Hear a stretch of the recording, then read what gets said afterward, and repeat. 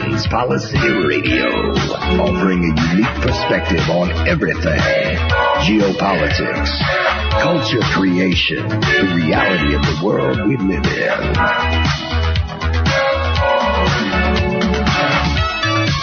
Coming to you live from New York City, your host, Pierce Redmond.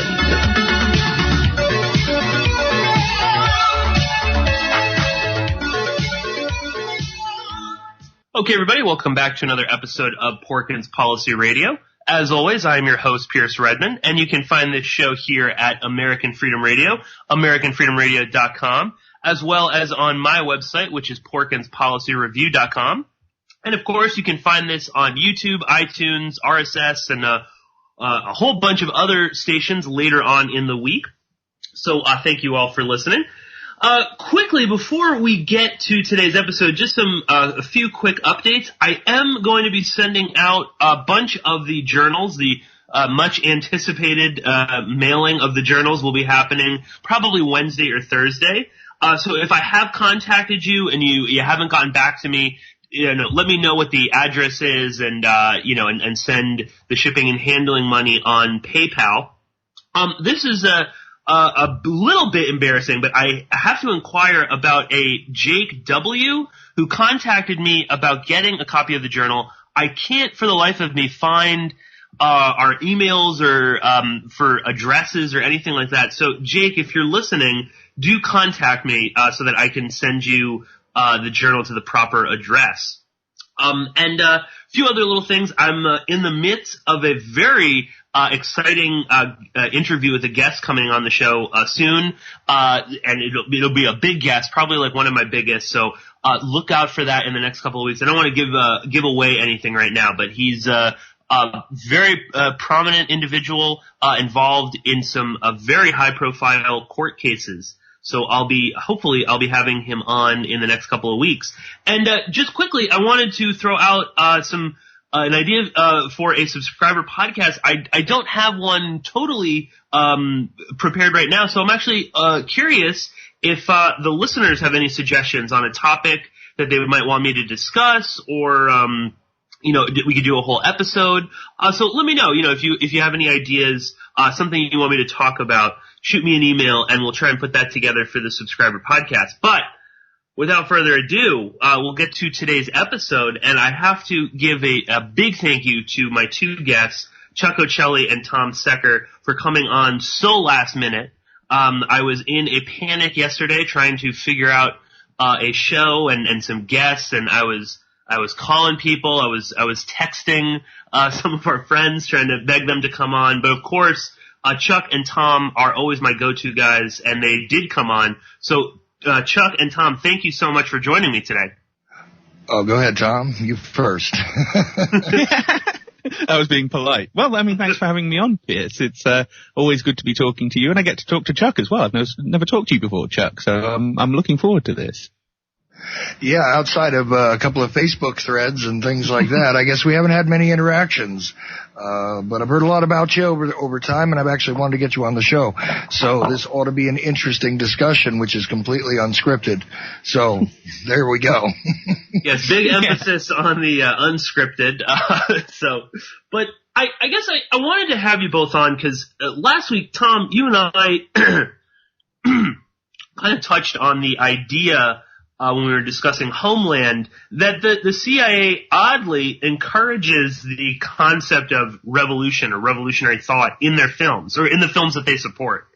And, excuse me, technically, we may kind of, this may be more like a synthetic revolution or even like a counter-revolution, but they are fairly comfortable with this idea, and they do kind of promote it in their films. And my sort of bigger question that I think we'll tease out in a little bit is this really going on a much larger scale? But before we kind of dive into this, Chuck, I wanted to kind of get your ideas on this. What do you think about the idea that the CIA is encouraging revolution in the films that they support, or just sort of in general?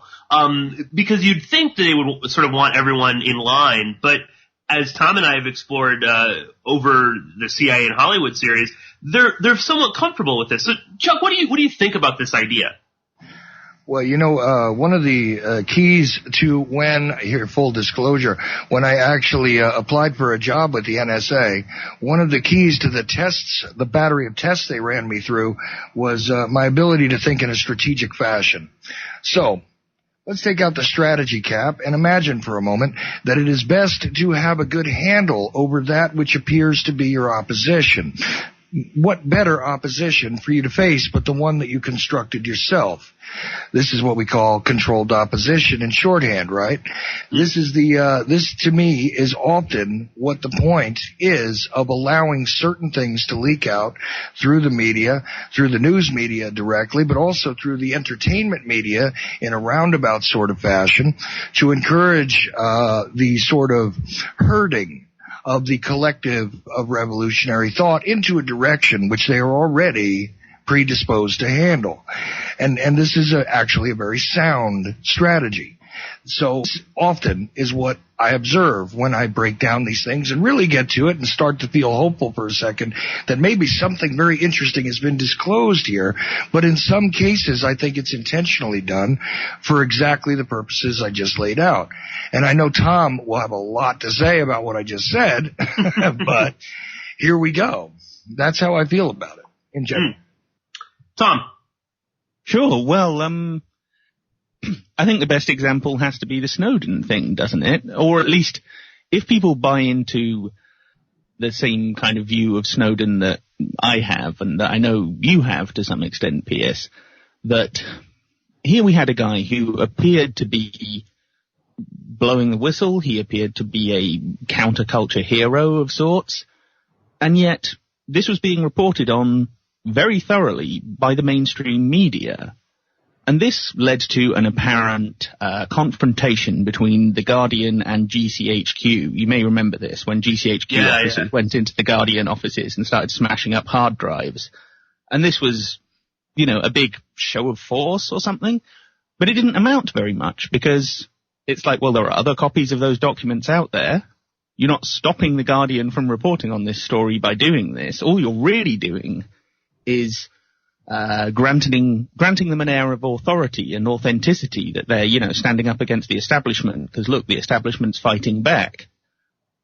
But it seems that was all a form of theatre, spook theatre in the classic British intelligence tradition, where theatre and spycraft are very, very, very closely intertwined.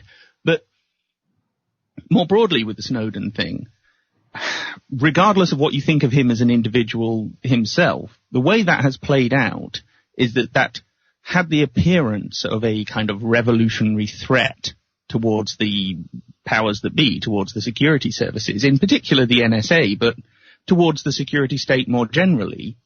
But over time, hasn't it actually had the opposite effect and solidified their position? In much the same way we were talking about in the very final episode of Homeland, where the counter-revolution by the president, who fights back against this coup, actually ends up solidifying the security state around her. So, it's a very, very complex dynamic. That's the issue here, that, like you said at the top, you'd think, the CIA would just want people in line. But the reality is you can't just keep people in line all the time. You can't just hold a gun to everyone's head and make them do what you want. All states that have tried that haven't lasted very long. You know what I mean? They've all either been subject to some kind of internal insurrection or they've just fallen apart through sheer corruption and incompetence. So that doesn't work historically, and I don't think it would work today. So what you have to do is be prepared for a dynamic situation, a situation where you're going to face little uprisings, little groups of people fighting back against your authority. So you have to have a strategy of, let's try and encourage some of them down pointless pseudo-revolutionary paths, and let's try and infiltrate and sort of mess up whatever the others are trying to do. That is, in fact, counterintelligence, isn't it? In a domestic sense, is COINTELPRO, all of these things. this is what they've done for a long time. Different agencies, but the same basic strategies. Yeah, and kind of expanding out from there, socially and politically, there does seem to be a revolution of sorts. Suddenly, it's really cool to be a right-winger. It's like this sort of like conservative hipsters that have, I don't know, sort of permeated all throughout the media and activism and those sorts of things. And it's like there's this push to seize the moment politically and kind of finally implement the change that we've all been secretly wanting. And everyone is kind of coming out of the woodwork. And you have these, right-wingers that basically ultimately they're just about strengthening, Trump and the state. And then on the left, you've got people that just wear all black and punch the people that are the right wingers. And it's like it does seem like there's this concerted effort to kind of push everybody to these extremist points of view. And I kind of wanted to probe this a little bit and get your guys' thoughts on this. But just first and foremost, Chuck, I'll start with you. What do you think of this? That it's cool to be a right winger all of a sudden. Like Ann Coulter, the great, counterculture figure, is suddenly hip. What do you think about that in and of itself, and the sort of idea that this is being massaged in a certain way to kind of, have this sort of movement happen like this? What do you think about that? Well, it appears to me as though, when you get too much pressure in a pipe, what happens is you usually have a release valve to allow some of the pressure to be released. And the right and left wing paradigm, which allows people to fall lockstep in with these trends, which do sway back and forth over time. You and I have lived long enough to see it sway back and forth in this country a few times. I will tell you that this is for the simple-minded. This is for the simple-minded who wish to join into the groupthink, and it allows them to feel as though they're doing something. See, Tom brought up an excellent point. In some cases, you have to allow people to be occupied to feel as though they're doing something, whether they're accomplishing anything or not. Let's take our friend Mr. Snowden for a moment. Now, whether he was knowingly part of allowing this limited hangout that he has brought forth to become part of the conversation, part of the dialogue out here or not, or he was believing wholeheartedly that he was an agent of change and was therefore positioned to be allowed to release things which were not all that shocking. Okay, not Snowden. I'm sorry, I wasn't shocked by a single thing that this guy put out because of the research I've done over the years. So, it's really, and as a matter of fact, I'm shocked at how little came from Edward Snowden, considering how he was presented to me. Now, the other fact here is that these things are not done for the simple two-dimensional chessboard. Okay, I bring this up all the time. There's 3D chess. Trust me, there's 4 and 5D chess. Snowden is not only useful to keeping the idea alive that there may be someone who will come forth and reveal things and so on and so forth, and this could be the flagship for people who wanted disclosure, but also he's useful as a propaganda asset ever after. The fact that he's in Russia is no accident. The fact that we are currently engaged, and well, maybe not so much now because it's been kind of put aside, but quite a bit engaged in the discussions of whether we're facing the Cold War re-emergence for Cold War 0.30 maybe. I'm not sure how many we're at now. But either way, when we're looking at it, maybe he is a pawn for that purpose, because our supposed enemy that we're supposed to have tension with, although we seem to keep cooperating with one way or another, has this enemy of the state in their hands, right? He's not so much an enemy of the state. He's a tool of it, and he's being used for more than one purpose. It is there to keep the fools believing that they have been given this great secret treasure trove of information. It's also useful to have him there to be in the hands of someone who we have a tenuous relationship with at best, and all of that to keep things going and to keep people going in circles so that they will easily bleed off into the very simple blue, or red? Pick a hand. Left or right? Which do you like? Hot or cold? Some of us have, varying degrees of gray that we understand the world works in. And counterintelligence, yes. COINTELPRO, you brought it up too. Also a perfect example. What did they do when they wanted to destroy some of the more radical groups in the late 60s and early 70s? They encouraged violence. They encouraged individuals to have arguments with one another. They encouraged all kinds of things. And then in the end, when that didn't work, they turned around and just assassinated people like Fred Hampton. So this is the bottom line. This is how it goes. So either you get played, or they play you, or they kill you if you're an actual legitimate threat. And that's the proof, as far as I'm concerned, that Snowden is not a legitimate threat to anybody because he's still breathing. Yeah, exactly. So, and then there were so many opportunities to get rid of him. I'd sort of forgotten until recently. I was sort of looking up something with Snowden. That he was talking. He was like up the street from the CIA, station house in Hong Kong. Like it was right there. I mean, if they really wanted to get him, they could have. And he even kind of like presented that idea. That it was out there, and nobody kind of picked up on that. But again, Tom, what do you like? We were talking, maybe it was like last week, about the sort of the latest anti-fascist fascist clash going on in Berkeley, and just the sort of like absurdity of it all. That you've got these, because now it's like they each punch each other, and that's like totally fine. This is okay. And then, Tom, you brought it up to me, but this like woman who was punched in the face, and then she was doxxed by a bunch of right-wing trolls, and it turns out that she had done porn in the past, and it was just a sort of like just slinging mud at each other. And like this is where we're supposed to be as a society. Like this is like progress. That we're either, punching fascists or punching anti-fascists. And like, I don't know, what do you make of that? And that this is revolutionary thought right now. This is like to be really kind of, out there and on the edge and the cutting edge of politics right now. What do you make of that? Well, let me add on to your question, though, Pierce, just real quick, because I want to hear Tom's thoughts on this. It appears to me as though not only in the United States, but in the UK, you also can easily observe these provocateur ninjas show up. That's what I call them at this point. The provocateur ninjas, they show up regardless of the cause, the alignment, or the political persuasion. It seems to me as though these guys are, right off the shelf anytime you need them, Johnny on the spot, if you will, or provocateur ninja coming to a place near you as long as you're doing something. I want to add that into the discussion too and see what Tom thinks about the whole thing.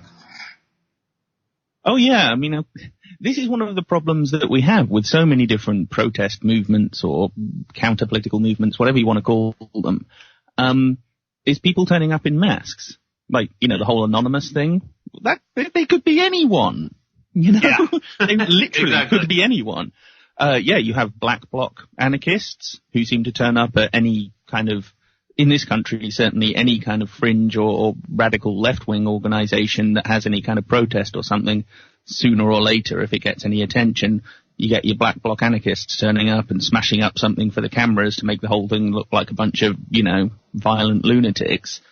That is a problem, and it does make you wonder how many of these people are provocateurs, how many of these people are in some way in the pay or in the pocket of the security services, because that's the best way to discredit most radical movements in the eyes of not the general public, but you swing voters and your people who are looking for something better than the straightforward political system.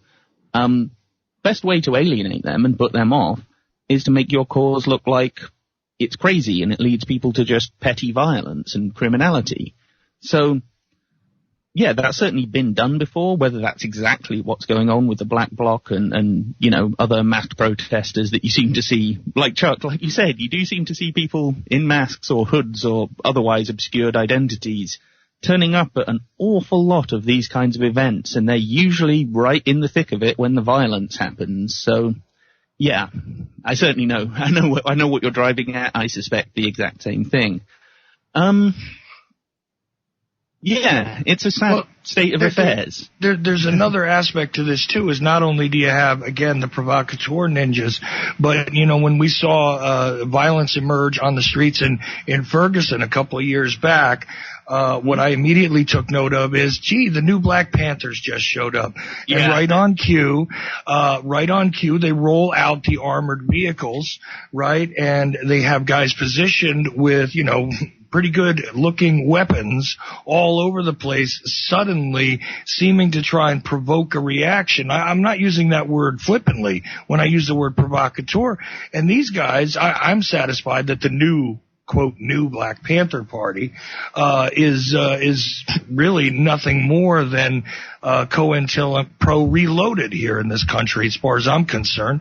And, and we saw these kind of individuals showing up at some of the Black Lives Matter, events and, various others. People who are allegedly connected, and look, we'll flip the coin real fast. Even this guy that they were focused on that's, allegedly, the Klansman, the white nationalist, who shows up. It's amazing how quickly the cameras are in position to make sure they capture his very Hitler-esque, iconic sort of stances and body language, and of course the usual rhetoric right on cue. And they do have a very good angle. Somebody thought about that, Tom. It's meant to put him in an elevated position from a podium to evoke those old World War II films that we have seen so many times on the History Channel. So it's just a lot of stagecraft here and a lot of individuals playing on a lot of different levels, and most of them not really telling you what their actual roles are. So that's the way that I see it. And, the provocateur ninjas, though, I think in some cases they're mercenaries, in some cases they're controlled by, and in some cases they're working directly for the intelligence services. So that's just based on my observations here. I don't have the, ultimate pinnacle of proof in my hands as of yet, but it does seem awfully strange these things follow a pattern, right? Well, that just sort of is making me think I think it was the recent Berkeley protests, you had like the Oath Keepers showing up, and they're like, we're gonna, support this, make sure that this is, it's funny, it's like they want to, have it be like a free speech zone for these, for the, right-wing activists that want to go there. It was, of course, like exactly, if this was liberals, complaining about this, they would lose it. But a similar thing too, where you have like, what are Oath Keepers? A bunch of cops that, yes, they've taken this pledge to uphold the Constitution and all these things, but like, that's just the perfect group of, a bunch of gun-toting idiots, that kind easily be swayed, or are just sort of in on it. And then they show up and they're definitely there to, kind of poke the bear in the eye and just see like, well, what are you going to do? What's going to happen? Let's have some sort of big fight and clash and whatnot. But I guess where I'm trying to go with this too is that there's like, and cause you look on the like media spectrum and it's like the same kind of thing. This like, this sort of revolution in alt media where you've got all these sort of new personalities and startup companies popping up everywhere. Many of them with a more right-wing sort of bent to them. People are sort of making a name for themselves and they're rallying the troops and they've got these sort of devoted followings that, just sort of hang on their every word. And there's this feeling that it's ramping up to something. And this isn't just like, something that we're observing. I was like at work, last week.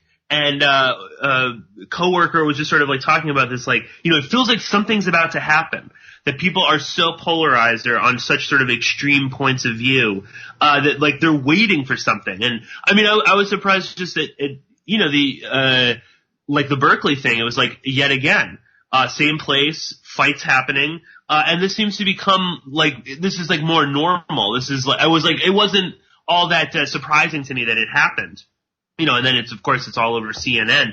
So what do you guys think about that there is something that it is ramping up to something? Because this sort of, and maybe this is just, me here, but, last week was the anniversary of the Oklahoma City bombing. And that just sort of made me think, are they ramping us up towards something, they want some sort of a response, and not getting into the details of OKC and all that. But again, there are some parallels in that, you had this seemingly right-wing conspiracy theorist, who was sort of in that movement and, was sort of angry at what he was seeing around him. This is the, official story as to OKC. And then this sort of horrific event happens. And it does seem as if they are kind of pushing for something, that they want there to be some sort of big response to all of this. And I think that to a degree, a lot of the, the Trump supporters that are slowly coming to the realization that the, revolutionary Make America Great Again, idea isn't going to come to pass. And will they kind of, take that next step? I don't know. What do you guys think about that?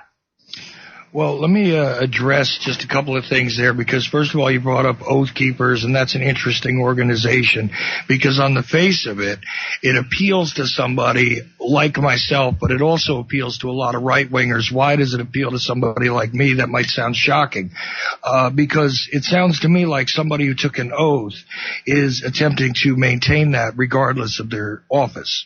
And their oath in general, the concept of Oath Keepers is a good thing. Now, with that being said, I've spoken to the head of the organization. I've spoken to various Oath Keepers over the years. I haven't brought too many of them on my shows. The bottom line is that, again, we have another situation where something is labeled a way that doesn't really bear out. It doesn't really pan out when you get into the real behavior of the creature that has the label. It's really interesting. I feel very strange that Oath Keepers are showing up anywhere at this point. And when they do, they usually do not cause trouble directly. They're not the troublemakers, but they are usually the vanguard for something about to go wrong.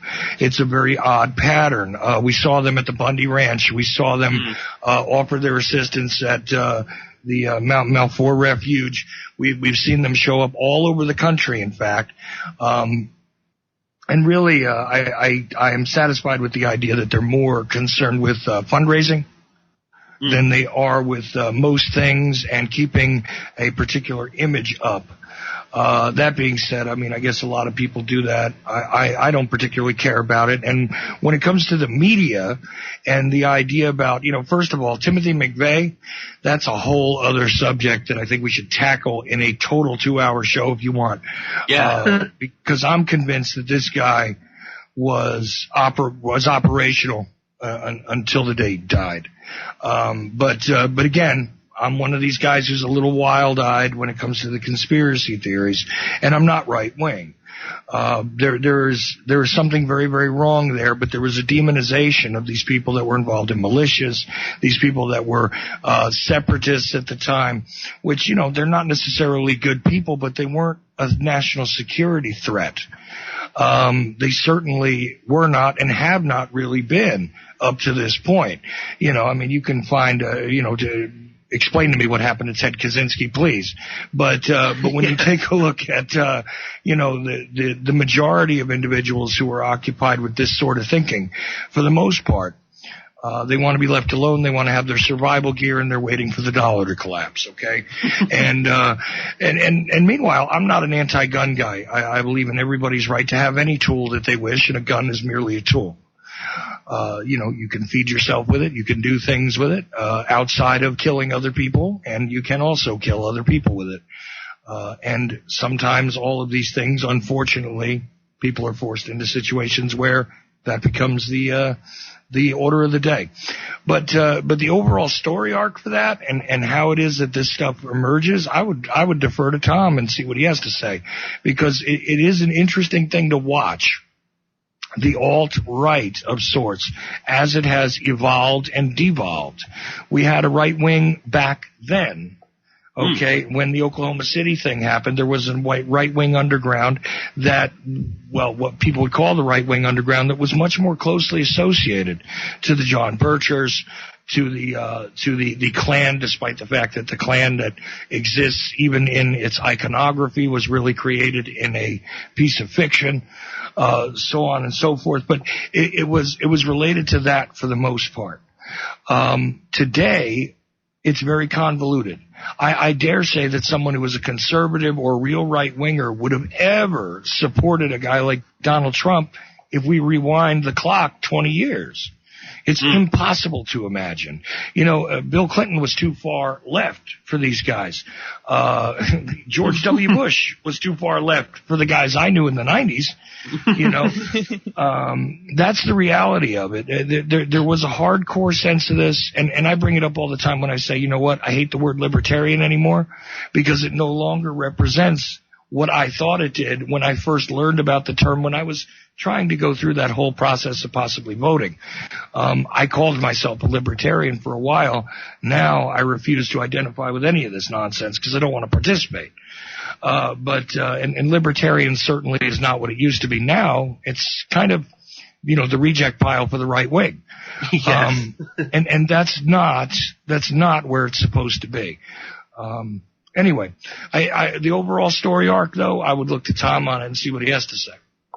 Well, I mean, just to go back to what you were saying before, Pierce, about Berkeley and this situation that we now find ourselves in, where it seems like the way that you express your radicalism is by going and fighting against someone on the opposite end of the political spectrum, and not just fighting in the sense of struggling against them. I mean, that's fine. But what, going and punching them in the street and then celebrating it on the internet? I mean, that was the thing, that you had the Richard Spencer Nazi punch thing that I remember actually objecting to a left-wing media outlet that I follow that actually employs quite a lot of people I respect. But I had a bit of a go at them and said, look, why are you celebrating this? Why have you got this article up saying that, you know, punching Richard Spencer in the face is some kind of blow against fascism? Because it really isn't, and it's kind of pathetic. And they took it down, ultimately. Apparently there was some discussion between the editors and they got rid of the article. So, I mean, fair play to them on that score, but they shouldn't have done it in the first place. And that attitude, it does speak to a kind of debasement of revolutionary thought and debasement of political radicalism, that this is what it's reduced to now, is fighting in the street. I mean, that's just, you know, when was that ever a good thing to be spending your time doing? How was that? You asked, how is it that, like, conservatism has become this alternative, supposedly revolutionary counter-culture movement? How has punching people in the street become a revolutionary counter-culture movement? And it's sad that now we have the flip side of that. We have this young woman with dreadlocks being punched by some founder of a alt-right organization or whatever the hell his organization is. And then this was being celebrated by quite a number of people by saying, you know, this is a blow for free speech. What? So free speech now means punching people in the face, punching young women in the face? That's what free speech is supposed to now stand for? These are ideas that at one point, and not that long ago, and it will happen again. This isn't like just going to be the status quo in all of our lives from now on and this point forward. But right at this moment, these relatively powerful ideas that were ensconced in laws in dozens, if not hundreds of countries, for the precise reason that freedom of political speech is important as a form of resistance against the government. That if you're going to have a government, you have to have people being free to criticize it. That's, you know, an important part of our political philosophy, both in your country and in mine, however much it was kind of a joke at the time that they wrote those laws and may have remained a bit of a joke since then. But right now, these almost sacred ideas, I don't want to use the word sacred, but certainly very powerful and very important ideas, have been degraded and debased to the state that this is the dialogue we're now having about different people from different relatively small radical groups at opposite ends of the spectrum thumping each other. Great. You know? It's not a great time to be alive if you're a political radical or if you're just in any way trying to think outside of the regular system.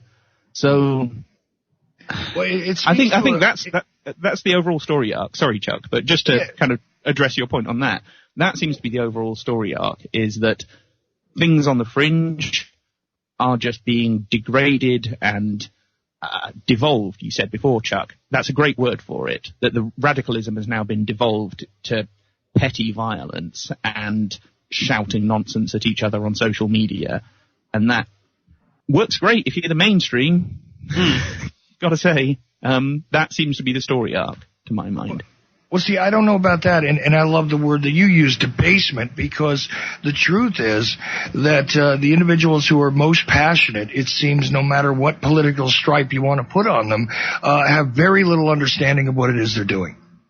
I mean, literally, they don't understand the terms. They don't understand, you ask somebody who's an anti-fascist what a fascist is, they have no clue.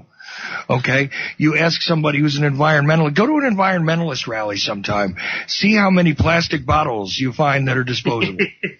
It's like this disconnected, completely schizophrenic and bipolar at the same time, psychology that permeates the majority that is out there, and especially the most vocal of them. It seems as though, I learned a lesson a long time ago that, the guy, if you step into a room with dangerous men, the most dangerous guy there is going to be the one you don't see and you don't hear. Okay, so the loudest voices that you hear out there are usually the least educated and the ones who have no ability to comprehend any events as they're unfolding in front of them.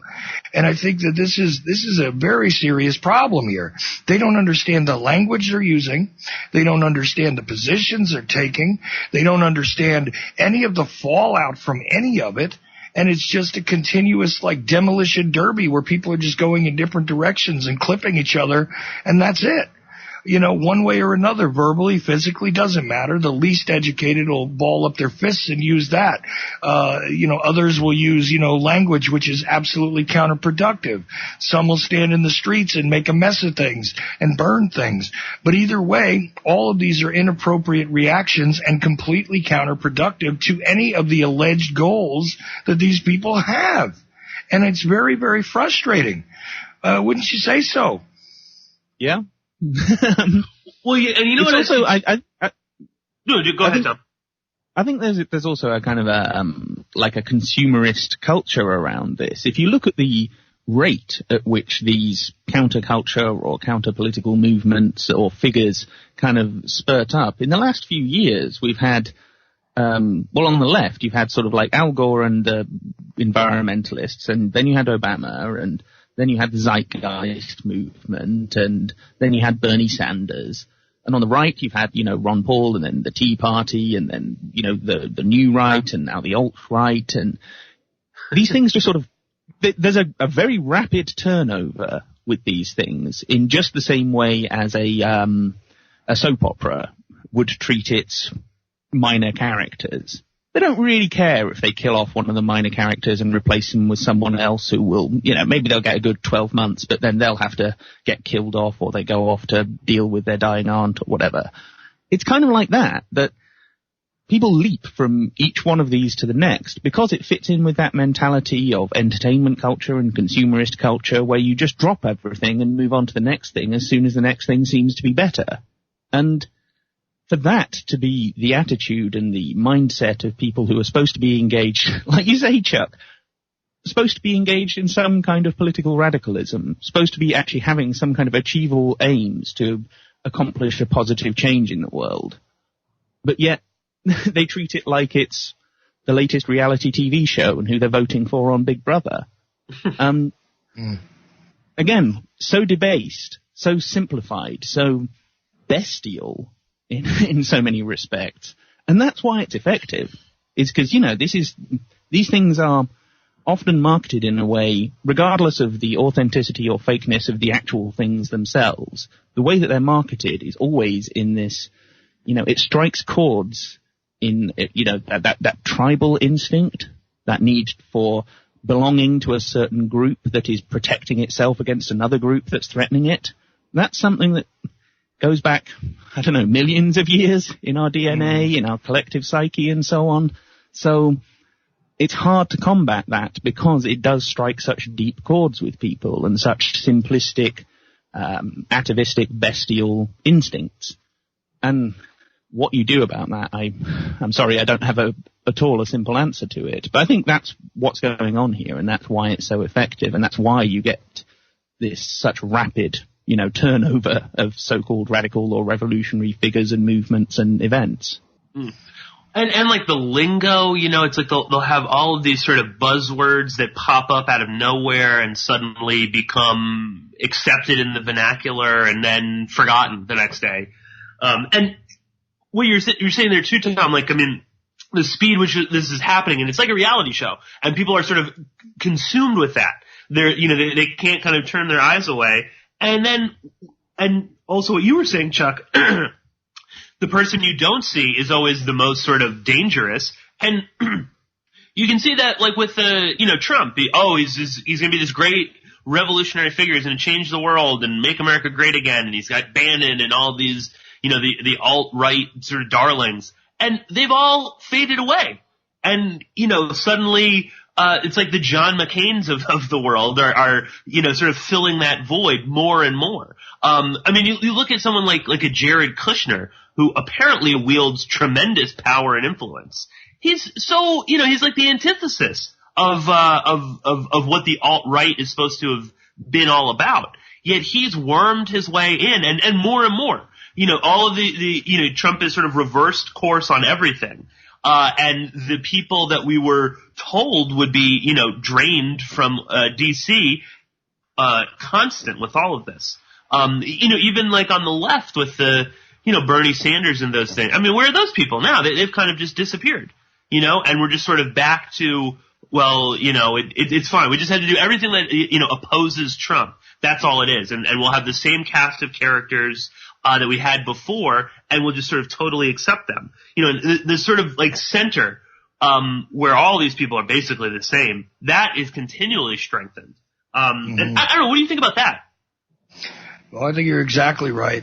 What has happened here is that we've seen a slightly different, there's been a programming change, right? The structure of the storyline remains the same, but it's essentially the same sitcom. All right. And bottom line is, I don't even know where this odd impression comes from that, Trump is a really tough guy on things. I love that one. Because I'll tell you something, I want to know whose metric for toughness emerges with a guy who went to who never had to really actually work with anything, even his own money. First of all, for the most part. Secondly, a guy who makes a lot of blustery statements but does not usually follow through on them, but somehow has been put into a position of privilege. I thought that this is something that the alternative anything, right, left, or anywhere, would be opposed to, but for some reason that didn't happen either. Look, they painted Kermit the Frog orange. That's all they did. He was brown for a little while. Now he's orange. He used to be white. Long time he was white. But he got painted brown for about 8 years, and now for the next couple years, unfortunately, he's going to be orange. And really the Sesame Street show goes on, and the Muppets keep making statements, and they're really speaking somebody else's words. They're not actually even coming out of the mouths of the puppets or out of the heads of the puppets, because their thoughts, their heads are quite empty, I assure you. So, you know what? Not a surprise. This guy is very, very pliable, and he is being used as the distraction while the rest of us are sitting here debating about what he's doing and what he's not doing, and everything else. It's just a distraction to keep the momentum in the system rolling forward. And you don't like it? you better find another way, because supporting another rich billionaire or millionaire or whatever it is he's got to make changes that are going to affect you positively, personally, is complete silliness. What other billionaire would you say this guy will do his best to look out for all the rest of us? I don't know of one personally, Is there, and he's a corporation anyway. He's a grand corporation. He's all about the trademark, and he's all about, even getting a little advertising out on the, State Department website. He can do that too. Oh my God. Yeah, that was classic. Yeah, Mar-a-Lago. What was it? Winter White House? Yeah, the Winter White House. Anyone out there that might be going there, they were serving like tainted sushi to people, and I think they have some sort of bed bug problem. Somebody was telling me about that as well. Stay far away from Mar-a-Lago. But kind of bringing it back, Tom, to what we were talking about last week with Homeland. Again, we have the president-elect, who then becomes president. She sort of represents all of these sorts of, like change and progress and things like that. And we see these, violent protesters out, outside of her, where she's staying in New York. And all of that kind of eventually fades away. And what we get is this president that's exactly like presidents that we've seen before, and if anything, kind of exercises her power to a new extreme in order to, I guess, cleanse, the deep state, I guess, is sort of where we landed with Homeland. And again, that's sort of like more of the same. It's we're seeing that kind of playing out right now, where all of these things are slowly kind of fading away. We don't see people talking about, Trump's going to round up the pedos. That's just kind of faded away. That's no longer an issue. And we're just, and more sort of consolidation of the establishment around Trump. And I don't know, just interesting. Wait, Pierce, hang on. Trump's going to round up the pedos. You're really giving short shrift to the alt-right fantasies about this guy. Let me help you out. Oh, yeah. He's going to round up the pedos. He's going to reveal the truth about 9/11. He's going to come forward and actually have a commission put together to study vaccines in an ethical way. He's going to attack Big Pharma because they have given us an opiate problem in this country. He's going to deal with the drug situation. He's going to actually make it safer all the way around for the environment because people are going to have more jobs. All of these other wonderful things. That no matter what it is you can find, it's one size fits all. Find a delusion, and there are people out there telling you that it's going to be brought to you by the orange savior. It's that simple. And it's absolutely silly. If you expect anything more than business as usual, except maybe higher ratings for your CNNs, MSNBCs, and, I don't know about Fox News because Bill O'Reilly's another subject. If you're expecting to see any of that, you really need to tell me who is selling you weed because I want some. It's that simple. So I'm sorry, Pierce. I had to interrupt there because he's going to go after the pedophiles, and he's already doing it, and he's already doing this, and he's already doing that, and RFK Jr. is going to be brought in as an advisor on vaccines and everything imaginable. The truth about 9/11, even the JFK files, which are scheduled for release this year, which nobody's talking about anymore, right?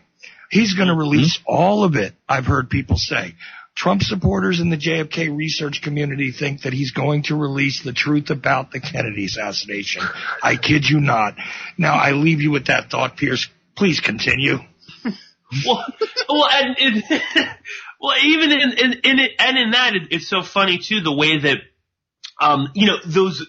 those just sort of slowly fade away. Nobody cares, and suddenly, it's funny too, and just the idea that they're sort of placed there also kind of works to everybody's, like you were mentioning the whole RFK and vaccines. I was at my parents' last Sunday, and they were convinced that was happening. And they were, of course, like, oh my God.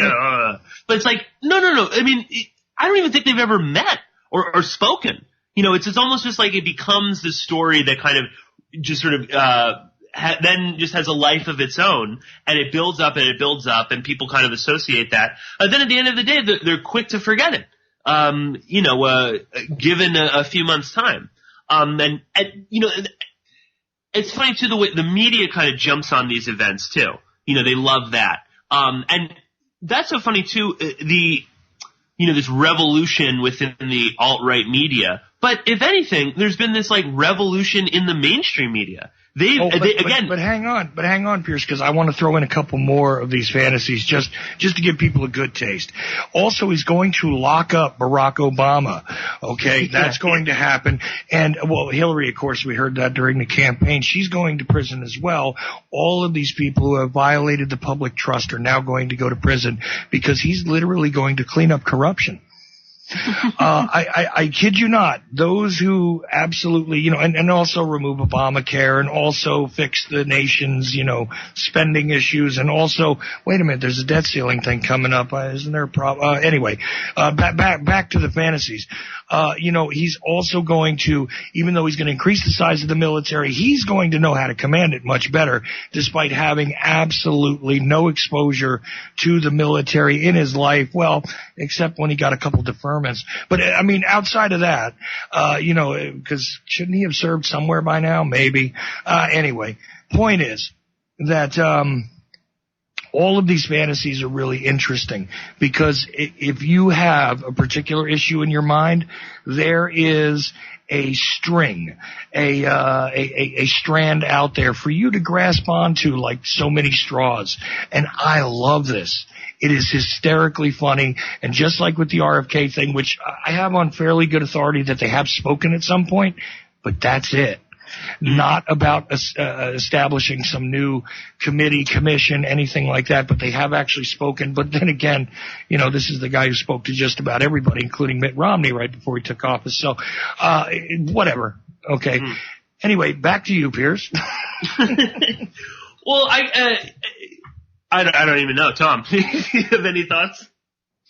Well, I mean, it is remarkable that somehow the conservative right wing ended up voting for a northeastern billionaire who inherited his money. I mean, doesn't that actually run against all of the stuff that the libertarians, the anarcho-capitalists, the John Birch Society, all of the different strands of the conservative and right-wing movements in the US, I'm thinking on the more sort of radical end of the scale, doesn't it go against everything that they're supposed to stand for? Is this, corrupt, lazy, stupid man? But yet somehow he became an idol for not all of them. I mean, there's plenty of people, I think, in all of those different sort of segments who didn't vote for Trump, didn't support Trump, didn't buy into Trump. But there's also a significant chunk in all of those different segments who did, and who did buy into this somehow. And it is perplexing to try and figure out how exactly that happened. I guess it had been building for a while. I mean, we'd seen... Let's not forget, it was only a few years ago you had the rise of the Tea Party movement, and things looked very fractured and very tense and very polarized then, and it did settle down. It did kind of fade away, like these things so often do. And don't get me wrong, it will rear its ugly head certainly in 4 years' time, once more, I'm sure. But I think for now, since we've only got a minute or so left, the only thing I can really say is... Like Chuck was saying, let's try and see the humor in this. Let's try and at least find the funny side of this. But let's also just sort of ride out the storm, ride out the waves, because it is going to settle down. It always does. These things, whether by nature or by design or by whatever, they do come and go in cycles. So I think it's not going to be like this forever. It's, I suppose, the point. That's all I've got to say at the moment. Yeah. Well, and I mean, I think that's also just in the most literal sense of a revolution. It's just going to start back up again. We're sort of, I think, it seems as if we're almost kind of past okay, we're done with our revolution. Let's just get back to sort of square one with the neocons in place, and, everything is sort of business as usual. We'll go back to hating Russia and sort of liking China to a degree. And Iran is evil. We got to bomb Iran. It's like all sort of lining back up again. And here's the break. Well, in the second hour, Chuck will be staying with me, and maybe Tom as well, so stay tuned.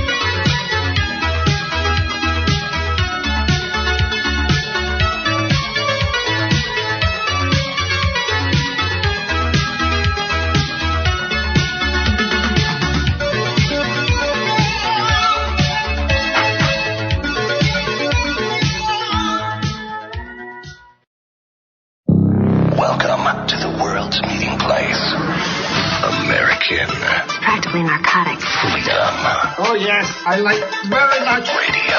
You're an American institution. American Freedom Radio. And I hope people support American Freedom Radio. And I hope people vote with their dollars and really understand the value of having American Freedom Radio. Because that's my family. If you love me at all, Jack Blood, support American Freedom Radio. Like, my family has literally disowned me. American Freedom Radio, Danny and Don and those guys, those are my actual family. So please support these guys, because they have all the technology, they have all these great things that they're going to do, but obviously they can't do it all by themselves.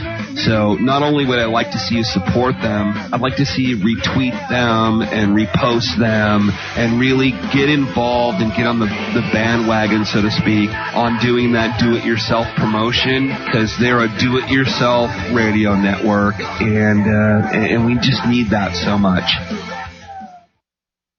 Did you know there are 3 million edible food plants on Earth, and none have the nutritional value of the hemp plant? HempUSA.org offers you hemp protein powder. It does not contain chemicals or THC, is non-GMO, and is 100% gluten-free. Hemp protein powder burns fat, builds muscle, contains 53% protein, and feeds the body the nutrients it needs. Call 888-910-4367 and see what our powder, seeds, and oil can do for you. Only at HempUSA.org.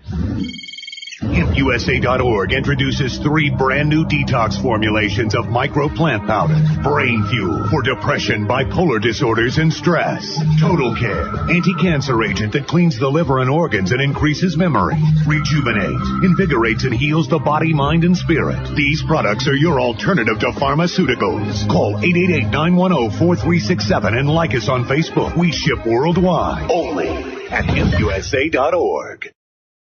We all know that they're not telling us the truth. So stand up for your rights, demand the real medicine, and your right to use it and grow it. This is Rick Sensen, and you're listening to American Freedom Radio. What about show business?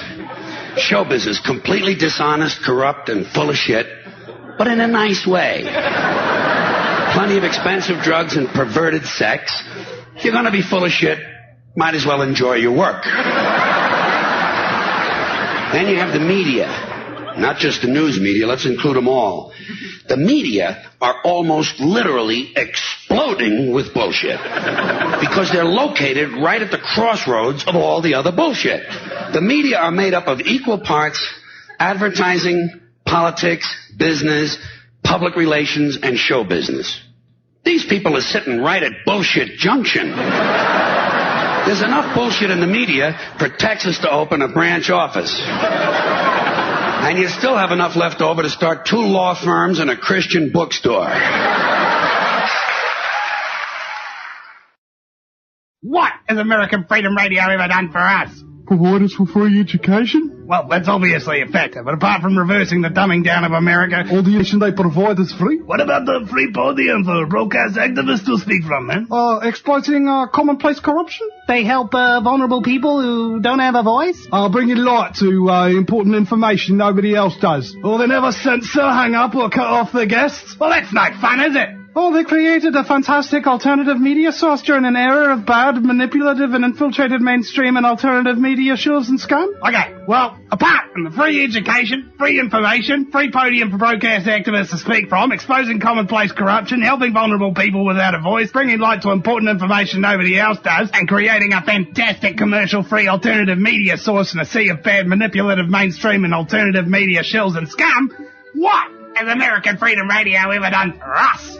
Donate to American Freedom Radio today. No rules, no rules, no taboo topics, no taboo topics, no fear of doom, no fear of doom. We are American Freedom Radio, American Freedom Radio.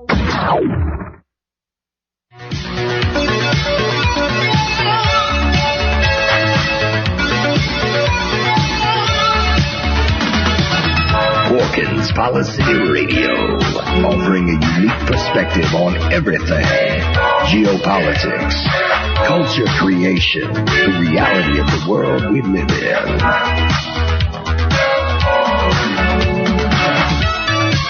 Coming to you live from New York City, your host, Pierce Redmond.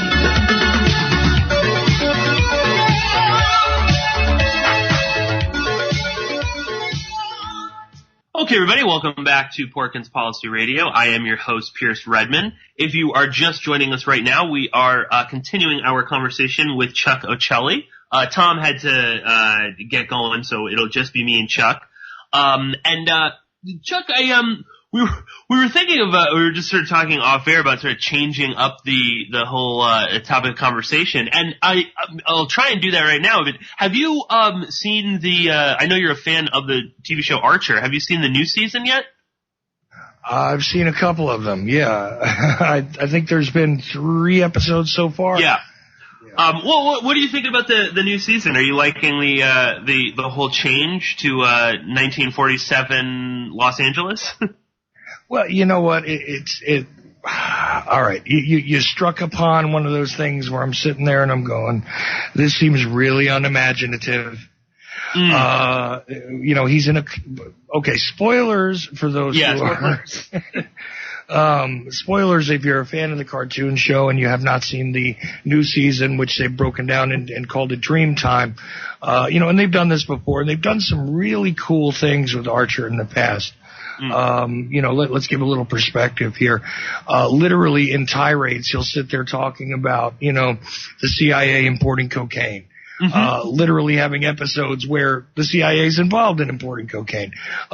Stuff like this. A whole bunch of things about the war on terror and the different aspects to Iran-Contra, and COINTELPRO has been mentioned on the show. I mean, all kinds of things that you could find. Gladio, yes, Gladio as well. Collusion between the KGB, the collapse of the Soviet Union, all kinds of, you imagine it's there. This one, so far, unless they really pull it out toward the end, is really terribly unimaginative. The initial premise of Dreamtime, Dreamland. If you remember, Dreamland. See, I haven't watched it that often, so I mean, it's still fresh. I haven't gone over it, but I'm not anxious to do that either, because we have a premise here. If you remember at the close of the last season, Archer's dead in the pool, or maybe it's the cyborg, or who knows, right? So we begin the season here with him in a coma. About the lamest, the lamest, what would we call that exactly? Plot tool? I don't know. What would it be? The device of the story arc that is in place there. I mean, it is so lame. I mean, in the 1960s, didn't they put everybody in a coma, basically, on a soap opera? So Archer's in a coma, and where does he slip into his coma? Into delusions about being a private detective, And in Los Angeles again. In Los Angeles again. Right. I mean, it's all kind of, I mean, come on. I know. I am similarly kind of a little bit disappointed. I almost just kind of wish that the season just started and they're back in New York and they just never speak about it. It's like they just sort of do like kind of like a cartoon sort of reset. No, I didn't die. I was fine. And just sort of because it's such a great show in that it tackles, I mean, some of the most controversial issues you can imagine in a very, very funny way, very smart way, very clever. And it does kind of suck to see, it's sort of, I mean, I have high hopes that maybe there'll be something with Krieger and, cyborg Nazis or something. I was sort of, cause it's funny, it takes place in 1947. So instantly I was thinking of the whole, National Security Act, and I thought there would be a bit more of that, and perhaps they will. If they go paperclip, which they mentioned in the show before, if they go paperclip, cool. I get it then. But without that, thus far, these first few episodes, not so good.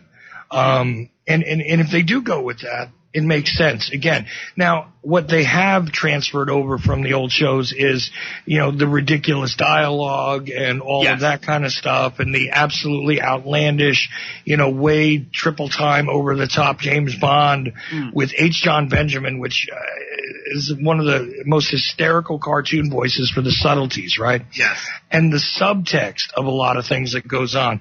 For instance, in past seasons, the name of their independent intelligence organization is ISIS.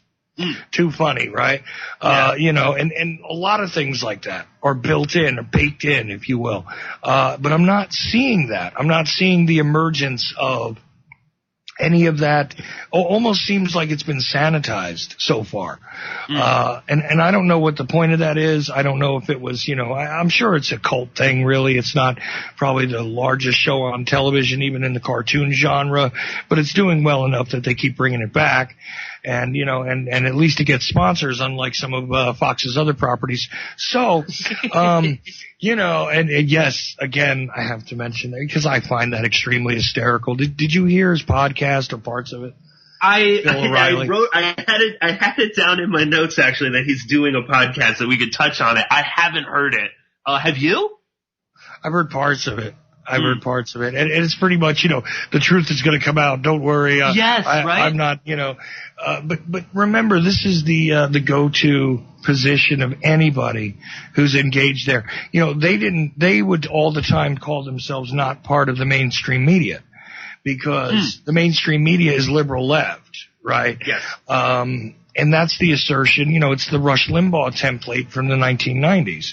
He's the alternative. He's excellence in broadcasting because he's against the liberal media, who, is so liberal and so slanted that he's the antidote to it.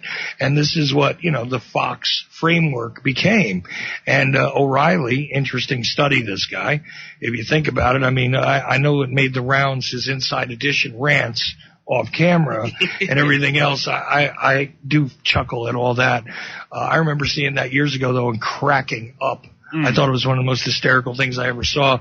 But this is the guy who, again, very pliable, fits right in with a Trump type reality show, because remember, when he was doing Inside Edition, he seemed fully supportive of the idea that, there may have been a conspiracy to kill Kennedy, but when he's getting paid well to put out his Killing Somebody books, he goes back to the Oswald Did It scenario. And, even goes and reaches at Abe Lincoln and Jesus, for God's sake, and Patton, if I remember correctly. And I read his books before that.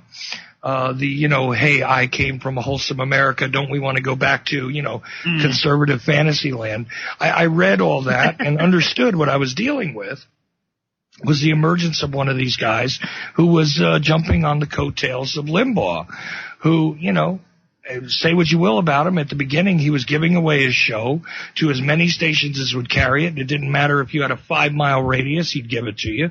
And nowadays, Limbaugh, despite having been, busted for Oxycontin like so many other Americans, and everything else is still a paragon of virtue to people. So eventually there'll be a rehabilitation of Bill O'Reilly. And who knows? My prediction actually is that he might emerge on the Fox Business Channel in a special capacity. I have this feeling that after everything cools off, and after the lawsuits disappear and people stop, making hay out of it, I think that he'll reemerge somewhere like that. Sort of a la Brian Williams ending up on MSNBC. In this way, you can always rehabilitate these guys because at the end of the day, they're nothing more than meat puppets. And that's what they do. So I find it amusing. Go ahead. No, it'll be, I'm interested to see, if and how that evolution takes place. Cause I think his podcast is free right now, but in a few weeks it'll be there'll be a paywall on it. Right. It'll be amazing if nobody pays, I can't even really imagine there are that many people that are, so devoted to O'Reilly that they're going to chalk up however much, $10 a month, to actually listen to him I talk about, I don't even know, like what his, it seems, I guess it'll probably be like his TV show, but I believe it's shorter. The podcasts are like 12 minutes. So who the hell really wants to listen to Bill O'Reilly talk about that? So that'll be fascinating. Or who knows, maybe he'll, it's like everybody does a podcast now, even Bill O'Reilly. But I can't imagine that he's going to completely kind of fade into the background, as much as I would like him to do that. He's just, I don't think he's has that kind of temperament. He wants to be around. And it's amazing his, the truth will come out. This is all, some conspiracy against me and, whatnot. And it's like, you listen, and now they're saying even Hannity is involved in the, sexual harassment. It's interesting too, the sort of changing of the guard, and now who's back? Tucker Carlson, of all people.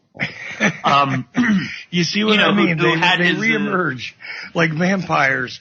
And, if you want to imagine for a moment the situation, think about this. The performance artist formerly known as Alex Jones is still making money.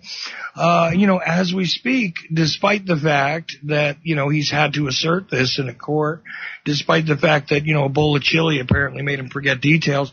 I mean, despite all of these wonderful things, I guarantee you his listenership probably rose. Okay. And, there's plenty of things for you to pay for on his site. And I'm sure that, even if there is a temporary hit, it disappears down the memory hole like most things do. And that's the truth of it. Even when we see, please, people just switch their colors and reappear in other places. I mean, Greta Van Susteren now on MSNBC. What is that? Well, it's a game of, what did they used to call that? Musical chairs. I'm sorry. Musical chairs. Yeah. Where, look, everybody gets up, the music plays for a little while, everybody's attention's on the music, and then people sit down and there might be one less chair. Every once in a while, one of these people shuffles off the planet. Dan Rather, who's supposed to be retired, is apparently part of some new TV network too. Yes. That I think is, owned by, the Dallas Mavericks owner, what's his name there? The guy who's actually out there being the billionaire criticizing Trump. That's his role. Mark Cuban? Mark Cuban, right. And everybody has a part to play, right? So while he's not on Shark Tank, he can go out and criticize Trump. And while he's not doing that, he can start a TV network, and I'm sure that Trump will do one as well. I mean, look, it's all about who's willing to pay, and apparently there is no limit to this. You asked who's going to pay for his podcast. A lot of people will, and I guarantee you it'll be a little bit longer. And even if he gives people a 20-minute podcast, in reality, that would be more, if there's no commercials in it and people are paying for it directly, than what they get out of the TV show. Except, you don't get to look at the wondrous, glorious face of Bill O'Reilly, which I'm sure really draws in the ladies. And this coming from a guy who knows he's got a face for radio, still, I know if it's me, Bill O'Reilly, or a gun, either the gun or, I'm gonna win if you threaten somebody that they're gonna have to stare at it for a long time. So it's just that simple. Anyway. It's funny with the, O'Reilly, but then also with Alex Jones. I just saw a listener, tweeted a video to me, from InfoWars addressing this whole performance artist, thing. And oddly, I was sort of reserved to the idea that, okay, he has to care more about his kids than his career if he's willing to have his lawyer say, well, it's all sort of it's all an act. yet they slapped together this like the top 10 greatest performance artists moments of of Alex Jones's career, and they're sort of like taunting almost, like the judge, like, yes, I'm a performance artist, but ultimately it's in order to send a message about truth and to the whole truther community. Like they're parading around his Joker, the Joker thing that he did as like it was a good thing. That he wasn't really losing his mind. He's like totally in control of his faculties, and this is really, his way of sticking it to the establishment and telling the truth. So that to me is also, fascinating. I guess he really does care more about hawking male vitality than possibly admitting that he's kind of an asshole, and that he is a performance artist on some level. It's crazy just me and Tom talked about this last week, the sort of changing of the guard with all these media personalities. And again, too, what Tucker Carlson leaves Fox, he sounds the Daily Caller, and then he has this flirtation with libertarian politics, very sort of cheesy, he's not really serious, but he calls himself a libertarian. And then all the way back, now he's got O'Reilly's slot. And he's like every other right-wing nut job out there. And interesting, he was on Alex Jones' show, too. Well, of course. He did a bunch of appearances on InfoWars. And has Glenn Beck fully rebounded yet? He's working on it. Here we go. What this really speaks to, honestly, when you put together the Trump thing, the Jones thing, the O'Reilly thing, the Limbaugh thing. Remember, this is the guy who's screaming up and down about junkies and everything else, and meanwhile he's a junkie. I always loved that. Half my brain tied behind my back. Yeah, well, the other half, which half was high on the Oxycontin? I couldn't figure it out. But, the thing is that these guys are really the symptom. The problem is that the public is so pliable and so susceptible to that which appears trendy and to be picking up momentum, very much like Tom was talking about in the first hour. It does relate to a tribal instinct to want to be on the winning team, right? So when you see something that appears like a winner, what do they tell you in every one of those, business classes and in all of those, learn the secrets to business. If you act successful, you simply will be successful. Sounds like idiocy, but the truth is that if you can do it, sustain it long enough and get a little bit of attention, there are people who will believe that you are of a certain ilk, regardless of what you do. We watch people that are supposed to be Trump supporters who vehemently, rabidly supported what he was about, and then he switches positions and they go, oh, it's okay for him to change his mind. He's a smart guy. Right. There are people that look at Jones and say, okay, so he's real. Everything else is fake news. Oh, wait a minute. He's not real? Well, he's doing it for a real cause. No matter what you do, they will perform this psychological judo where they attempt to use the weight of a logical argument against itself so that their sentimentality can prevail. This is what the bottom line is. There are some people that are given to believe in certain things. And even if they find out that the people that they supported, believed in, and so on and so forth were lying to them, they'll still say, well, look, this guy's a liar, but it doesn't mean that the lie is a lie. They'll separate it out some way or other. They'll, what was the phrase in the movie JFK? They'll, excuse me for this, but they'll pick that shit out of pepper. Right? They'll do that in order to say, look, there's a separation here. This is why it's valuable, et cetera, et cetera. Meanwhile, there's a lot of money being made because people believe they're supporting something, whether they understand it or not, whether they fully realize what it is they're supporting or not. Beyond belief, usually no. And that's political parties, media figures, the things that they're spending their money on. If people knew, you ever see the movie Walmart, The High Cost of Low Prices? No, I haven't. I've seen bits and pieces of it. Okay, well, but you have a general idea what's in there, right? I mean, the idea that, you know, these people are a large corporation and they encourage their employees to go get state benefits. Okay, fine. That's in there. Here's your Chinese slave labor and how they have to live in order to produce your crap stuff that goes home and doesn't last more than 2 weeks, right? Here's what it costs for you to get, you know, your lettuce from another continent, which is cheaper than the lettuce grown down the street. Here's what it is, right? And they show you in that movie. And let me ask you something. Is Walmart really hurting? No, because people, regardless of the fact that they know they're supporting slavery, they're supporting destruction of jobs, because the people that are employed there are not paid well or taken care of well, regardless of the fact that in their own community, people that are invested in their community and smaller businesses are going to be put out of business and everything else, they turn around and they say, well, I spend $20 less when I go to Walmart, so I'm going. Yeah. That's the mentality, and that's all there is to it. And it doesn't matter if you show them the ugly side of it, people wanting to commit suicide and, you know, and sharing a bowl of rice because that's all they can afford because they live in the factory in which they are slave laborers. Things like that. That doesn't matter. It doesn't matter that you're literally putting other people out of business. You're literally putting other people out of work who are your neighbors. Screw them. I got my soda for 80 cents instead of 99. It's that simple. And this is the consumer mentality that Tom mentioned, but didn't really explain. And I'm giving you guys the broad strokes on it. I think it is exactly the same mentality that shows us the rise of Trump.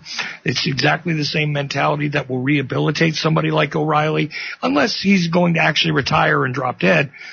Which is a possibility, but who knows? It is exactly the same thing that's going to keep AJ's supporters supporting him. It's exactly the same thing that allows every one of these criminals, no matter how bad they get busted, no matter how many lies they tell, no matter what they say, what they do, doesn't matter, because at least I get this. And that's all you got to show them is I'm giving you a present. Even if I'm giving you a boot in the crotch, I'm giving you a present. So they see the present and then they wonder who to blame for the boot in the crotch. It's all there is to it.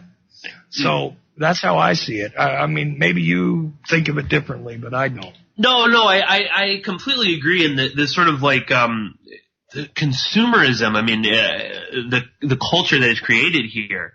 Is just, and it degrades like everything across the board.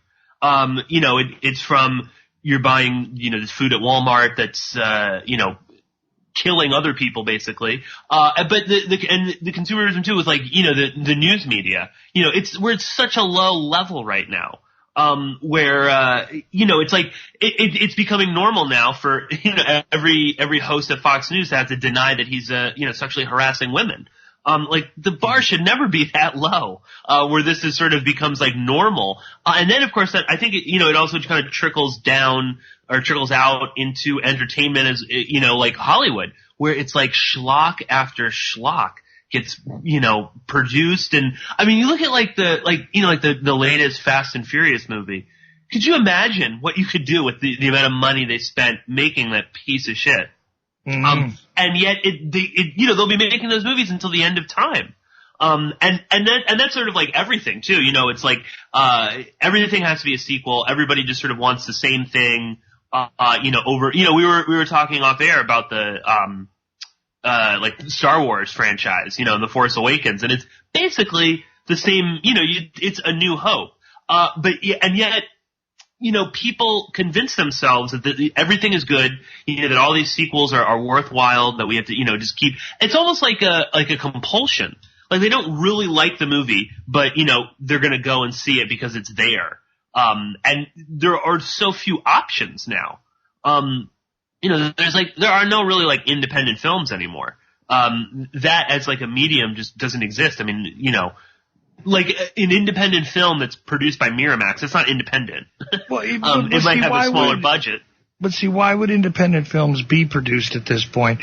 People can go on the internet and get themselves some software and produce something that's better than guys used to spend thousands or tens of thousands of dollars to do. I'll give you an example. You know, Kevin Smith is from the same area, New Jersey, that I was from. right? And he's just, I think, slightly older than me, if I remember correctly. And I remember when he was assembling and trying to get the funding from anybody who would give it to him for the movie Clerks, which was an interesting movie, especially at the time it was made. And it was a comedy, it's farcical, it's fictional and all that. But eventually Miramax picks it up. Okay. But the thing is that why would you even bother to be an independent filmmaker nowadays? You can literally do a lot of this stuff from your basement. Okay. I mean, I can green screen myself into a Star Wars universe and wield a lightsaber with software I have. So I can do it myself. Look, it's a different time. And what's interesting is all the schlock that's still coming out. The reason why it's being pumped out at the fast and furious rate it is that there's somebody to buy it. If nobody bought it, they would stop making it. It's just that simple. So I again turn back to the public and say, what is the problem here? Why do you keep accepting this? Politically, entertainment, music, for God's sake. Now I'm an old man, right? In my day. But realistically, man, I mean, I realize that the landscape has changed for profitability. You have to think with a totally different business model than you once did. And it is part of the reality that you have to be innovative. Okay. But they're not being innovative. They're repackaging and still selling things through the old mediums. I mean, movie theaters are almost obsolete at this point, but they're still making movies, right? And when was the last time you physically bought a piece of music? Okay. And I mean, like middle school? Yeah, now I was a musician, so, I bought things a little later on than that, but trying to sell my music was interesting right before the internet exploded as it did. There was competition, there was something to market. Nowadays, the strategy is different. And we all need to adjust, but, we're not going to have quality increase until it's demanded. And I think the same thing holds true in politics, in news. I mean, news is not even news anymore, first of all. These are debate shows that are organized around one news story that ran yesterday, and they run them all day long. I have these panelists. I have these guys who showed up for free, by the way, most of them, so that they could promote their books or at least get their website mentioned. Here they are, and we're going to sit here and argue over this topic for the next couple of commercial breaks, and then that's a news story. That becomes a news story. In fact, they replay the comments of particular people that do show up because a congressman shows up, somebody who was important, a former this, a former that, a guy who worked in the CIA, but we can't tell you what he did. Whatever. All that stuff, they got people showing up for free, and that is a lot cheaper than sending a correspondent somewhere to actually pick up the facts and do something called journalism. A lot cheaper. The business model is there, and you know what? If people are going to keep tuning to that and accepting it as news, it's going to keep being remade. Just like Star Wars. They're not going to change up the story. They're not going to give you some new storyline because you're happy with the old one. Okay? They're not going to give you a new news channel. They're not going to give you a new way of doing business. They're not going to give you the harder job of bringing journalism, which is way more expensive and affects their bottom line, if they can do it without spending a dime. And also, by the way, being, so supposedly critical of individuals that they're running commercials for. You got to be kidding me. The whole thing is acceptable because nobody pays attention or actually takes the time to analyze these things. And therefore, it just all gets vomited out into the universe, and there's plenty of fish out there to pick it up in the universal punch bowl that we all seem to be swimming in. And that's all there is to it. I'm sorry I ranted, Pierce, but it's just one of the most frustrating things. Go ahead. No, I feel your pain because it's funny too. You'll see people vocalizing this, complaining, but movies suck nowadays, blah blah blah. It made me think about like the airlines. There's all these sort of scandals happening with United, and it's sort of like, yeah, but in some degree, it's like we've allowed the airlines do this. We haven't complained really en masse about, that, every year they take a little bit more legroom away. We haven't really complained that, you have to, you're getting patted down and molested when you get on the plane. It's like once we've sort of accepted that, then yeah, of course, then United Airlines can beat up a passenger and drag them off the plane. They can, tell people what they can and can't wear and all the sort of the gamut. They can have a scorpion fall out of the overhead. Because, it's like, where are people out there actually complaining about this, the same thing with like films. I mean, nobody's really saying make better movies. It's sort of like we're in a trance where we're like, whatever, okay, I'll accept it. I'll accept that the airlines are, get progressively worse every year. And no one's really going to complain. And we let them get away with this, wonderful self-image. Like the fucking, airline commercials are so irritating. And it's like, they're just flying you somewhere. Okay. They're not saving the world. Yeah, well, you know what the problem is? It's the collective abused spouse syndrome. And now I'm going to piss off probably a couple of your listeners, but I'm telling you right now, this is part of the equation.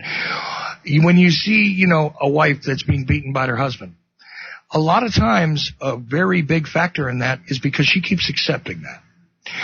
Why do you see a man that's constantly browbeaten and emasculated and totally like rubbed down to a nub by his wife?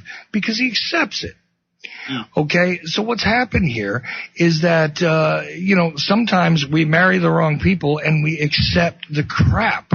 Okay, I've been married a couple times, but, the thing is that, and I'm not saying that I accepted crap or they accepted crap. I'm sure there's various levels, there's her side, my side, and probably the real side of the story. But, but the fact is that that's what it comes down to, is if you continuously accept things and you don't get that divorce at some point, if you don't divorce yourself from it, then, they must at some point accept the idea that you remain married to it, whether again it is the political persuasion, it is the entertainment junkets of nonsense that are again vomited out into a reality, whatever it is. If you accept it, then it must be acceptable. So in a lot of cases, you get what you ask for. Yes, I just said it and I just equated that some people that are abused by others actually encourage it by allowing it to continue. That's what happens politically. That's what happens psychologically to people. That's what happens in work environments. The more things are allowed to be, therefore they continue, so on and so on and so on. The fact is that a intelligent resistance to abuse, to, to abuse and also to ineptitude in one way or another, if you resist it, if you don't accept it, in a lot of cases, that's the key to changing the scenario. Because the more you accept it, well, it must be acceptable. Maybe we can push it a little further. Much like a toddler, you let them get away with 1, they're going to go for 2. You let them get away with 2, they're going to go for 4. Kind of like the drug addict mind. If I can do 2 and feel good, 4 must be a lot better. All of it plays into the scenario here, and it's all about what it is you're willing to accept. And that's the thing that is always missed in the conversation. Stop accepting the crap. Don't just complain. Stop accepting it. Don't put your money into things that you don't want to see perpetuated, whatever that may be. Don't put your energy into behaviors that you wish to see perpetuated.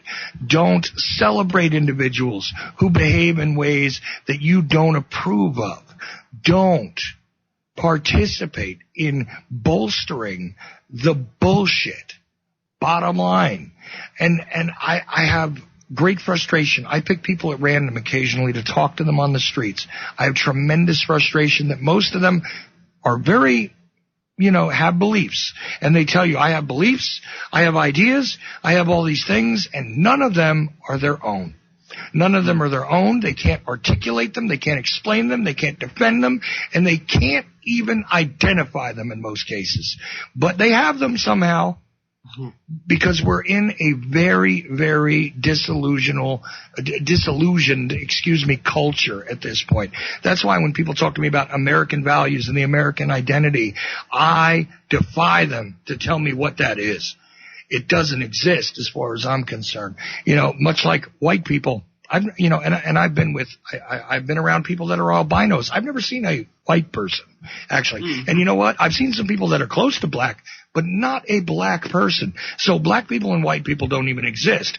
Much like what I was just saying. Anyway, all through it, we gotta take a serious reality check and start to identify that we are participating in the very things that we're complaining about. We're perpetuating most of the things that we're complaining about by giving energy, giving notice, celebrating, putting our financial resources into. And you know what? If you're one of these people that thinks that Bill O'Reilly's a swell guy and he got a bum rap, you know what? Go for it. Go ahead and support his podcast. If that's what you think, I'd rather that you're putting your money there so you're not putting your money into something that might do somebody some harm. Go right ahead, and always support the things that you believe are good and that you understand. How about that? That you understand are good for you or for others according to your belief system, not the belief system somebody else told you about. Your belief system. So first, how about we put our own house in order regarding what it is we desire, what it is we don't desire, what it is we find is acceptable, and what it is not acceptable. I don't know. I'm ranting, and I'm sorry, Pierce, but it's please. necessary. I feel, and nobody's saying this anywhere. Nobody. Nobody. It's like this collective passivity. Nobody really wants to say anything. Nobody wants to kind of take a stand and express their moral outrage over whatever it may be. It can be politics or it could be just culture, cinema, entertainment. Everyone just kind of just shuts down. It's funny too, the way that it permeates all over. It's not just in the U.S. I mean, this is kind of a global problem, but it is very pronounced here in America. Where, I know you just kind of want to shout out, why do you continue to just kind of go with the flow with all of this? Yet they will kind of complain here and there, but then it just becomes they're complaining about something that it's just sort of an accepted fact. It's the sun is going to rise tomorrow. There's nothing I can do about it, but, I'm going to complain anyway. And that's such a dangerous mindset to be in. And of course, it just sort of opens the door for, people the God Emperor Trump, who, he sounds good. He's going to do everything that I want to, that I really want, but I'm not going to, do for myself. And then, of course, they're always a letdown. These people never really deliver on any of the promises that they have made. And then again, sort of what we were talking about early in the first hour, but they're unsurprised. They're unsurprised when the politicians sort of let them down, or they come up with this sort of mental gymnastics that, well, this is really all part of a secret plan, and and that's what Trump is doing. He can't tell us, but he's gonna fix it eventually. But he has to, the political machinations behind the scene have to kind of fall into place. I love the he's always saying, he's always talking about, I don't announce when I'm going to bomb a country. I'm just going to bomb them. Come on. That's just you don't really know what the hell you're doing. You don't really have any kind of response or any kind of logical thing to say here. So you're just basically saying, I'm not going to say when I'm going to do something. It's like Nixon's secret plan, to get out of Vietnam. There is, or this was the plan all along. But it's fascinating to see how it permeates all levels of society right now. And I don't know what that says about us as Americans or as people of the world and whatever. It's very disconcerting. Because you kind of wonder, like, when does it just sort of become so oppressive that, I mean, I don't even know, like, what is the next step in that iteration? I have no idea, but it can't possibly be good. If it means we're going to have, Fast and Furious 25, I don't want to see that day come to pass. I don't know, Chuck. Any thoughts on that? Well, the good news is that eventually everything dies. You and I, as kids, witnessed the Friday the 13th franchise, right? Yeah. Which, wow, at one point they literally took the undying serial killer and put him on the moon. I kid you not. I am DB that. But yeah, they did, right? Jason in outer space. Yeah. He was struck by lightning a couple of times and resurrected from his grave, et cetera, et cetera. But this to me is the template by which Hollywood continues to exist. It doesn't have to be a good movie. Okay. The politicians don't have to be good politicians. The products don't have to be good. The food doesn't have to be good. All of these things don't have to be anything except something that you'll show up for. And that's all it comes down to. It is really a consumer based reality where, this is why they're in business, is to make people show up. And if they can make it profitable, it works. The only thing besides that needs to be entered into this equation, which I found extremely disturbing, is that it is still a presidential thing to ineffectively bomb a nation in which we should not be really involved. And to bomb targets that don't have a whole lot of value to them. Not very high value targets. We can use the mother of all bombs on a cave complex which allegedly has ISIS fighters in it, which, ISIS is yet another story where I swear up and down that the command and control structure is probably U.S. and other Western nation based, and the legitimate people on the ground who are the foot soldiers are pissed off individuals who are tired of the war on terror. That's fine.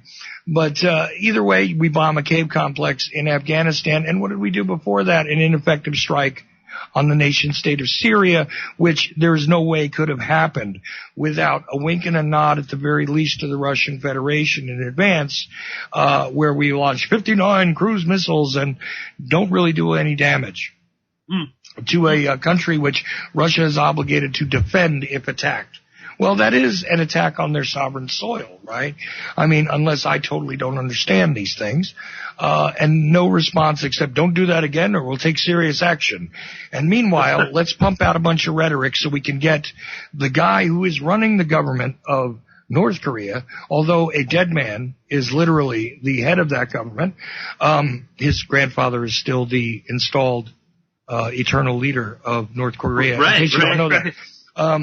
But either way, let's kick that fence a little bit and see if we can either, agitate the guy into doing something or at least make it look that way. Because I don't know about you, but I don't speak Korean. So, not sure about the rhetoric coming out of that. But it seems like we're being positioned to accept something else. And that's usually this type of hand-wringing goes on before something else comes. And that's the thing I'm actually worried about. Every time I see these massive distractions and all of this hyperbolic rhetoric introduced into the conversation, there's usually something that gets slipped right on by, that doesn't take any notice, that just gets right on in there, and people wind up complaining about it, a couple of years from now after it's already entrenched. And it is the reality. I mean, but here we go again. It actually gave him free passes. His administration, his people. Doesn't matter if there was collusion with a foreign government. I don't care if it's Switzerland or Russia or, the People's Republic of, whatever, name a South American country. The point is that foreign collusion in order to do anything in the United States is not something we should accept. But hey, that's off the table because you know what?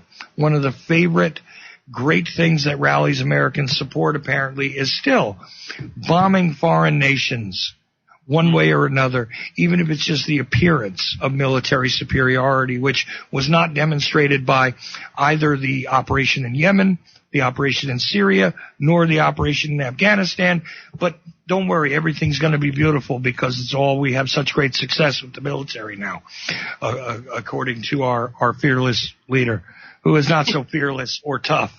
I say again, how is it that a rich guy who never had to work a hard day in his life, and I guarantee you if he walked into an alleyway with the wrong one of us one day, after he's president, obviously, so it wouldn't be a crime. But if he walked into an alley with one of us one day, I mean, blind as I am, battered as I have been in my life, I'm very confident that if he entered the Terror Dome with me, I would be the one man who leaves after the two men enter. But this is the state of affairs. People are disconnected from reality. And they're also disconnected from themselves because they don't even understand the language they're using. They don't understand the sentiments they're supporting. And they don't seem to follow through on any of it with something we used to call critical thought and another little gem we used to call logic. And this is why I'm at such a loss anymore and so frustrated. And again, I apologize for that long rant. No, it makes my job easier. But when you're just you're talking there too, I mean, I was thinking, as you were saying, people still kind of love when we bomb the crap out of some place, and nobody loves that more than the media.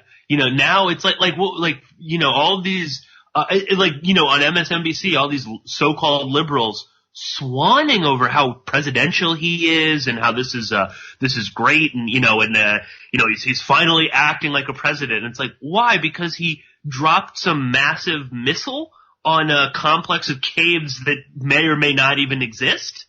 How does that correlate?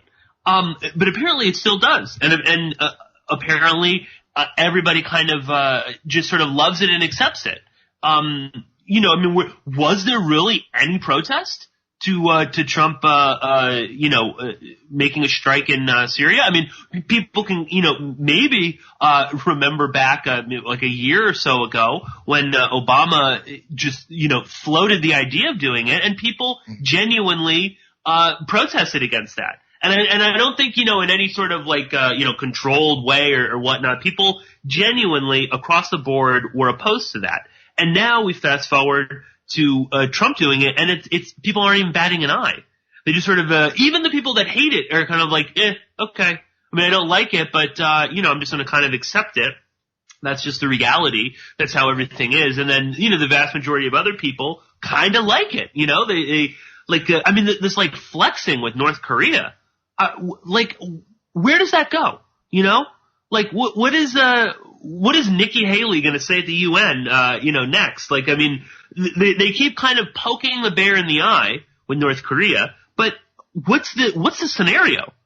I mean, can you imagine, what are we going to launch airstrikes at them? Well, what is the end game is the question here, right? Yeah.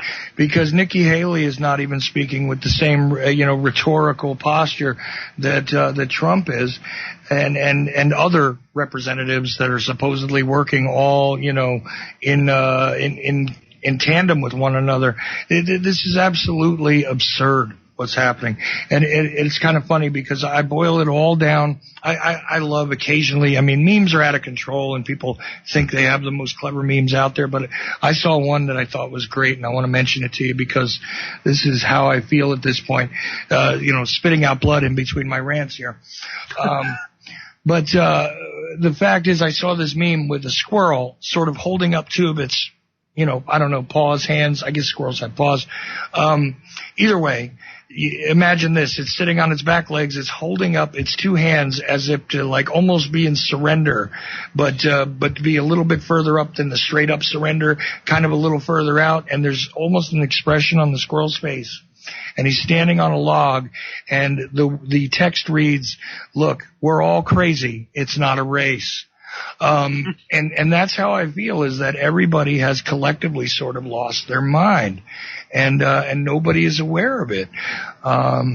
It's a strange position to be in where, you would think this should outrage this person. It doesn't. You would think that this should bother these people. It doesn't. What about those who said there should be no foreign interventionist? We should pull all that back. And they're celebrating the fact that this guy launched cruise missiles and accomplished nothing. And could have started a war, literally, by taking that action. Oh, because he saw it's justified. Because he saw a piece of footage, which I am still to this day not satisfied represents exactly what it was being described as. So on and so forth and so on. And it's not just because I'm a suspicious guy either. It's because there are very particular characteristics to victims of sarin gas attack. And the victims, forget about the rescue workers because people talked about that a lot on the internet, but the victims here are not displaying symptomatically what one would expect from a significant amount of sarin being aerosolized in their area. It's just not there. Not saying it doesn't exist. I'm saying that piece of footage which was bandied about, if Trump saw the same piece of footage, then he didn't analyze it. And he didn't ask many questions. And if that's the case, what piece of footage is somebody going to show him next? This guy's using the drones. This guy uses the War Powers Act. This guy uses, who knows what fence we're going to kick and how strong it is and how strong the pit bull behind it will be next. This is the thing that does worry me. More than all of the rhetoric, more than all the nonsense, the thinly veiled racism, the thinly veiled classism, and all the other disgusting things that I have had to once again reconcile living here in the land formerly known as the allegedly united and currently apparently occupied states of what was the artist formerly known as America. Here we go.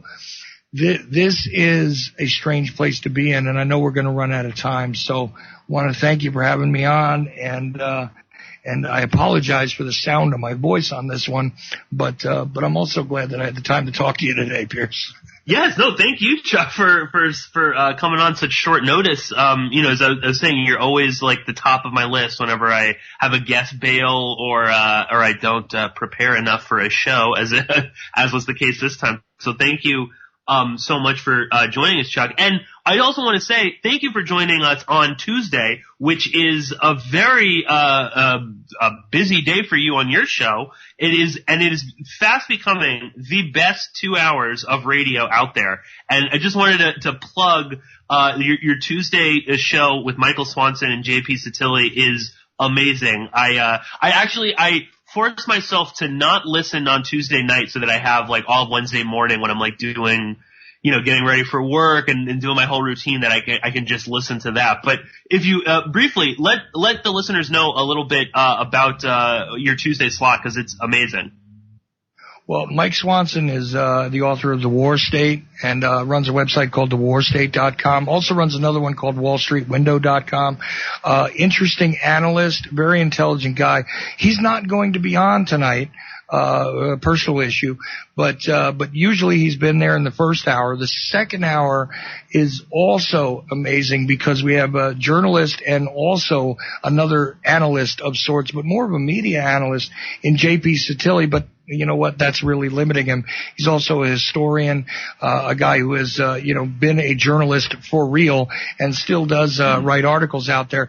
But he also created a news aggregation tool called the Rundown at newsvandal.com, which is an amazing thing to utilize to get a snapshot of the general atmosphere of the news sphere any day that you pick it up. So it's great stuff, and we analyze a lot of things that are happening in current events, certainly, and occasionally get into historical discussions as well. And I love doing that show. But it will be busy tonight. Well, and people are always sort of asking like, oh, what do you listen? What do you read? How to follow the news? If you want, I know 2 hours, that sounds like, oh my God, it's so much time, but it really isn't. And you condense so many great stories and ideas, and the way you kind of weave together, both Swanson and Satilli, it's such a great combo too. I keep recommending people, if you need to kind of stay up on current events, to tune into your Tuesday show. or listen to it afterwards, because it's just like the best 2 hours of radio. And then that's like that even for me now. Like I don't follow the news as closely as I should, and I kind of just rely on you and JP Satili and Michael Swanson to kind of fill me in on everything. So definitely worth listening to. Thank you all. Thank you again, Chuck, for joining me today. And just briefly, if people want to support you, Chuck, where can they go? Well, the name of the radio show is The Ochelli Effect, which airs here on American Freedom Radio at AmericanFreedomRadio.com. You can go to my website, which is Ochelli.com, OCHELLI.com. And it's currently under construction, so things are changing over there. But there are plenty of ways to help me survive the process of pumping out the five shows a week that I do, generally speaking, and sometimes more. And with your permission, I'll actually run this show through the podcast as well, because there's a podcast available there and a lot of other things. Oh, yeah, absolutely. Well, thank you again, Chuck, for joining us today. I will be coming to you next week with I've got a couple really interesting shows. So until then, I will be talking to you very soon.